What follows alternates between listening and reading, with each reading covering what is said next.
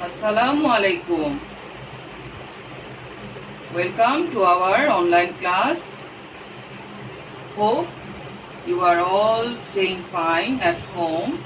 Today's lecture is from Unit 13, Lesson 1. The title is What is Beauty? What is beauty? At first sense, we can say beauty is a combination of qualities such as shape, color or form that pleases the aesthetic senses, especially the sight. Everything has beauty, but not everyone sees it. Everyone has physical beauty, but sometimes they don't emphasize it. Beauty on the inside is kindness, generosity and caring. Basically, it is letting your love shine through in all you do. And we can say from where we can discover beauty. We can discover beauty in pleasurable objects and sights, in nature, in the laughter of children, in the kindness of strangers. Now, what the passage says about beauty. Girls, follow the passage. Beauty is easy to appreciate but difficult to define. As we look around, we discover beauty in pleasurable objects and sights, in nature, in the laughter of children, in the kindness of strangers, but asked to define, we run into difficulties. Does beauty have an independent objective identity? Is it universal or is it dependent on our sense perceptions? Does it lie in the eye of the beholder? We ask ourselves. A further difficulty arises when beauty manifests itself not only by its presence but by its absence as well. As when we are repulsed by ugliness and desire beauty, but then ugliness has as much a place in our lives as beauty, or maybe more, as when there is widespread hunger and injustice in a society. Philosophers have told us that beauty is an important part of life, but isn't ugliness a part of life too? But if art has beauty as an important ingredient, can it confine itself only to a projection of beauty? Can art ignore what is not beautiful? Poet and artist have provided an answer by incorporating both into their work. In doing so, they have often tied beauty to truth and justice, so that what is not beautiful assumes a tolerable proportion and something that represents some truth about life. John Keats, the Romantic poet, wrote in his celebrated Ode on a Grecian Urn, "Beauty is truth, truth is beauty," by which he means that truth, even if it's not pleasant, becomes beautiful at a higher level. Similarly, what is beautiful forever remains true. Another meaning in the context of the Grecian urn, an art object is that truth is a condition of art. Now girls, we can know some things about John Keats. John Keats was born in Moorgate, London on 31st October in 1795. John Keats was an English romantic lyric poet. He was one of the main figures of the second generation of romantic poets, along with Lord Byron and Percival Shelley. Despite his works having been in publication for only 4 years before his death from tuberculosis at the age of 25. His remarkable poems are Ode to a Nightingale, To Autumn, Ode on a Grecian Urn, etc.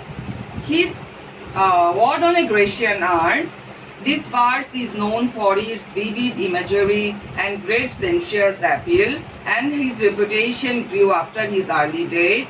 Ode on a Grecian Urn examines the close relationship between art, beauty and truth. Okay girls, the last para of the passage poetry in every language celebrates beauty and truth. Okay, so does art. Here are two poems from two different times that present some enduring ideas about beauty and truth, which we will discuss in our next lecture.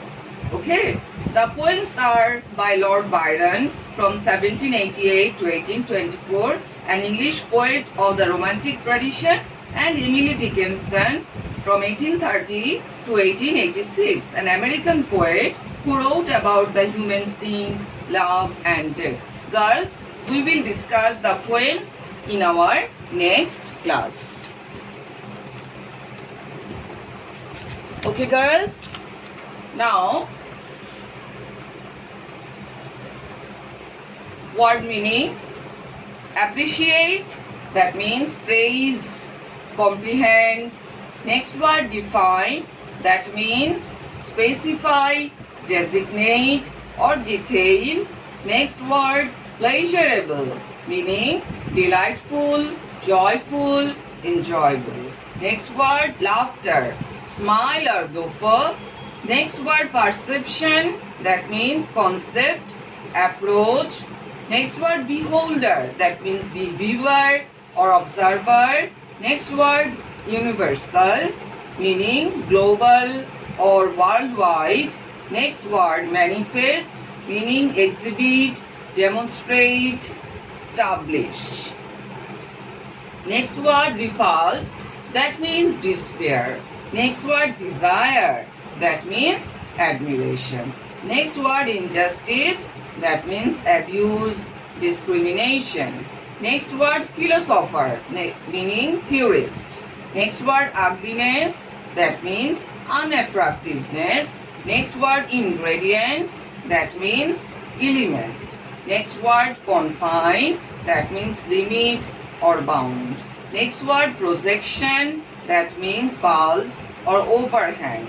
Next word assume, meaning believe, estimate. Next word tolerable, meaning acceptable or bearable. Next word odd, meaning poem or ballad or lyric.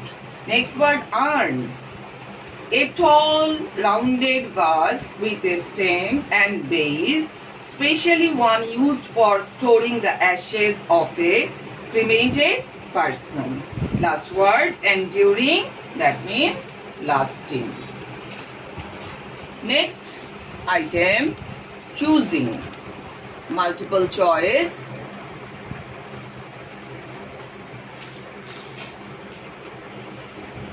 Choose the correct answer from the alternatives. Here I have given you 5 questions. First question, the best synonym of beholder is. Options are runner, sender, watcher, stopper. Girls, you know the meaning of beholder. That means viewer, watcher. Okay, correct answer is watcher. Okay, then question number B. We face difficulties.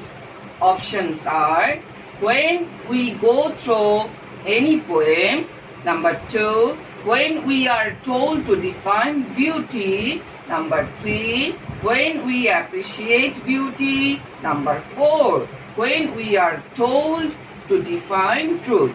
Correct answer is when we are told to define beauty. Number 3, C. Beauty is easy to appreciate but difficult to define. How is it difficult to define? Number 1 answer, because its periphery is fairly vast. Number 2, because its definition is difficult to realize. Number 3, because it is abstract entity. Number 4, because it is short-lived. Correct answer, because its periphery is fairly vast. Number D, projection is synonymous with proportion, exhibition, restriction, tradition. I know you all understand the synonymous word. This is exhibition. Number E, What does Keats mean by the expression beauty is truth, truth beauty? Number 1, we appreciate beauty because it is true. Number 2, what is beauty everlastingly remains true. Number 3, falsehood is opposite to beauty. Number 4, none appreciate ugliness as it is not true. What will be the correct answer, girls? The correct answer is number 2. What is beautiful everlastingly remains true. Okay, next. Number B. Question. Answer the following questions. Here I have given you 5 questions. Number 1. When do we run into difficulties? When do we run into difficulties? We run into difficulties when we are asked to define beauty. Okay? Number B. Is ugliness a part of life? If so, how? Yes, ugliness is the part of life. When we are repulsed by ugliness, we desire beauty. So, if there were no ugliness, beauty would be valueless. What has John Keats written in Ode on a Grecian Urn? In Ode on a Grecian Urn, John Keats has written that beauty is truth, truth is beauty. It means that truth, if it is not pleasant, becomes beautiful at a higher level. And what is beautiful forever remains true. And I have told some more things about Ode on a Grecian Urn earlier. You can follow that themes also. Number D. When does ugliness occupy a place in our life? When there is absence of beauty, or when there is widespread hunger and injustice in a society, ugliness occupies a place as beauty in our lives. Number E. How do poets and artists provide answer about the questions on how to define beauty? Poet and artist define beauty as an art which is connected with truth.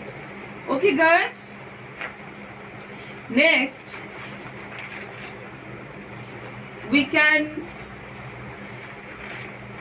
discuss about another question. Beauty is truth, truth beauty. Do you agree or disagree with this statement? Yes, of course I agree with the idea in the verse beauty is truth, truth beauty of John Keats' poem Ode on a Grecian Urn.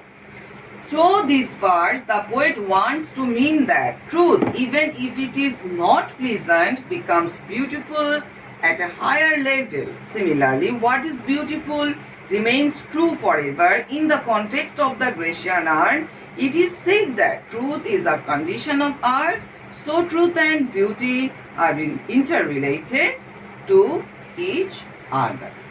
Okay? And next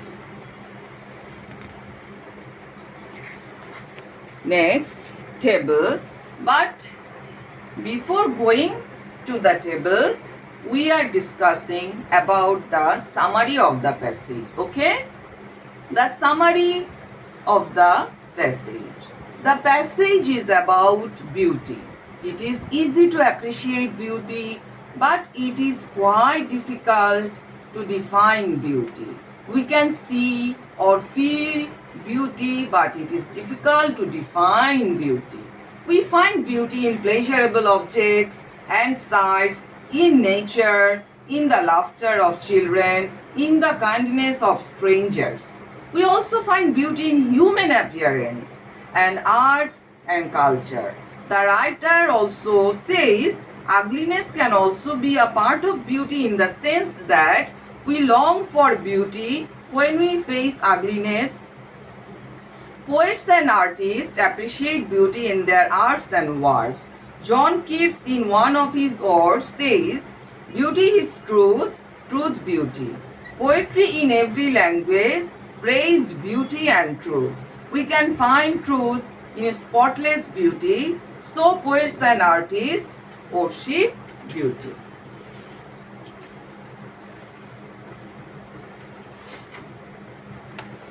Okay girls, number 2, table. Read the passage and complete the table below within the given information.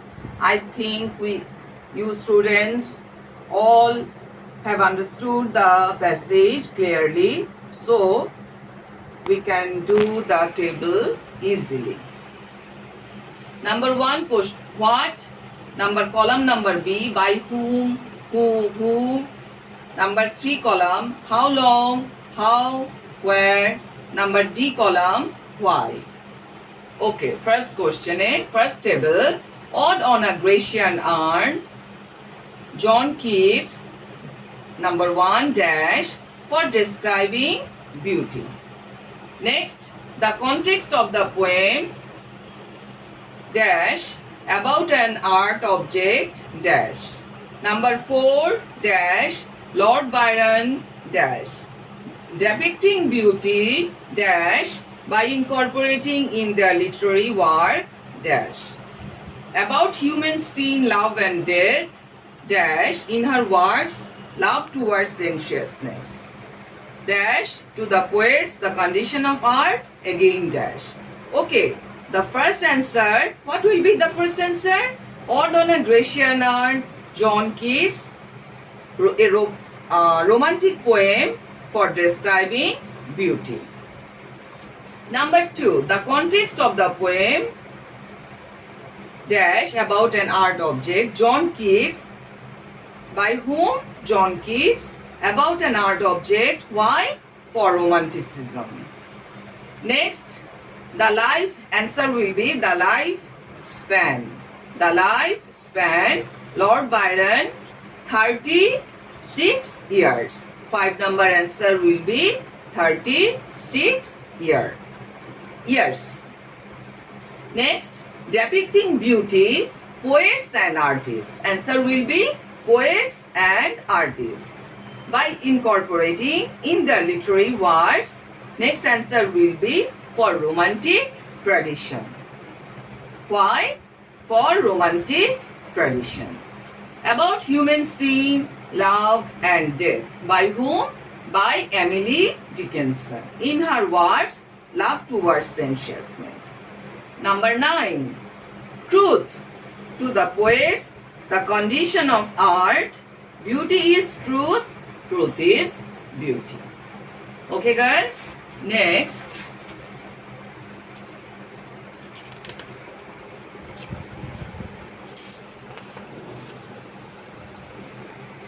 Flowchart.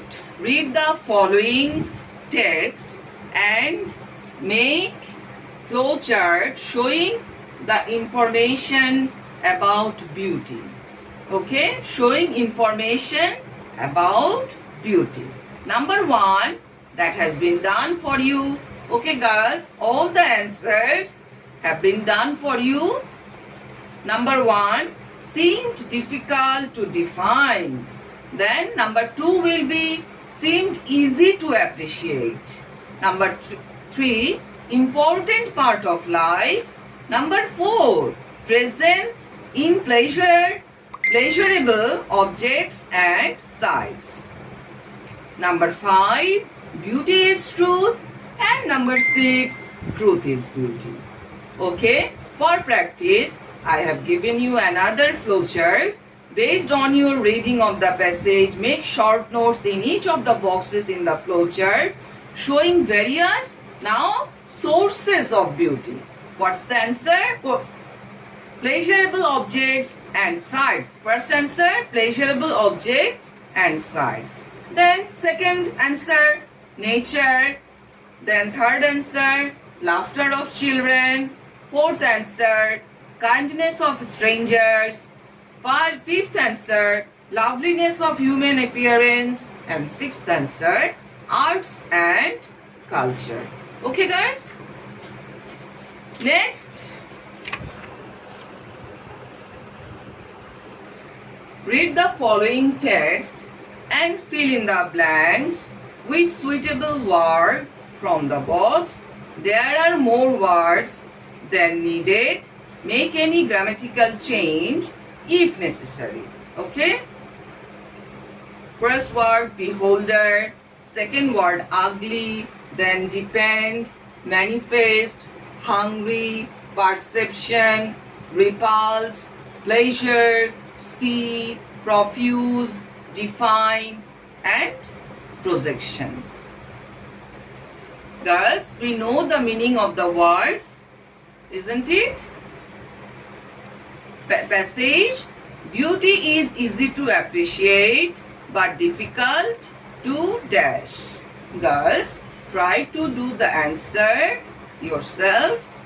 As we look around, we discover beauty in dash, objects and sights in nature, in the laughter of children, in the kindness of strangers. But asked to define, we run into difficulties.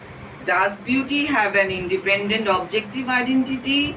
Is it universal or is it dash on our sense of dash? Does it lie in the eye of the dash? We ask ourselves. A further difficulty arises when beauty dash itself not only by its presence but by its absence as well, as when we are dashed by ugliness and desire beauty. But then ugliness has as much a place in our lives as beauty, or maybe more, as when there is widespread dash and injustice in a society. Philosophers have told us that beauty is an important part of life, but isn't dash a part of life too? But if art has beauty as an important ingredient, can it confine itself only to a dash of beauty? Can art ignore what is not beautiful? Girls, what will be the answer? I think you have tried. Now, I am giving you the answer of the blanks. First answer, A. Define. B. Pleasurable. Okay. C. Dependent. D. Perceptions. E. Beholder. F. Manifests. G. Repulsed. H. Hunger. I. Ugliness. And last one, J. Projection. Okay, guys? Next item, fill in the blanks with appropriate word in each gap. Girls, I have given you the passage of Gazipir. You have already known about Gazipir, so the passage will be easier for you. Gazipir was a Muslim saint who is said to have spread Islam in the parts of Bengal close to Sundarbans. He was credited with many dash. For example, he could supposedly dash dangerous animals and make them dash. He is usually dash in parts or scroll paintings. Dash a fierce-looking Bengal tiger, a snake in his hand, but in no dash danger. According to some stories, he also dashed crocodiles, who dash the people of a region full of canals and creeks. Indeed, a kind of watery jungle dash the Bay of Bengal. Because of his alert and vigilant dash, all predatory animals were said to have been kept within bounds. I think all of you can answer the questions, but I have also given you the answer. Just write down. Number A, miracles. Number B, calm, C-A-L-M, calm. Number C, docile.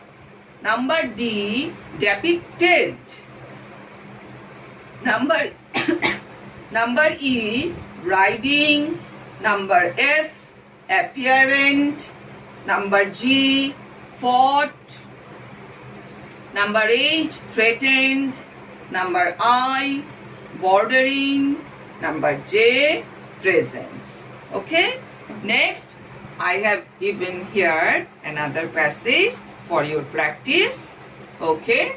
As a child, you must have been told to greet your elders and visitors to your home dash your culture and tradition. You must also have been taught to be dash in company and keep dash while others, especially your elders, spoke. Dash, you at times grudged dash schooling. Possibly at times you even protested such disciplining. Now dash, you know that you can't dash behave the way you want dash in the presence of others. There are rules of behavior you have to follow in a company. We are social beings and have to consider the dash of our behavior towards others, even if we are dash and dealing with our family members.